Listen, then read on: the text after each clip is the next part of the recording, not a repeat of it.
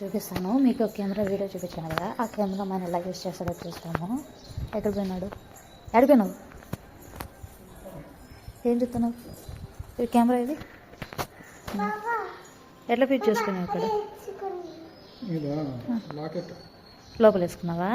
మ్యాగ్నెట్ది లోపల మ్యాగ్నెట్ వేసుకుంటే దీని మీద అట్లా వేసి ఊగుతుంటుంది. అదే టీ షర్ట్ లోపల వేసుకుంటే కనపడదు చూడడానికి.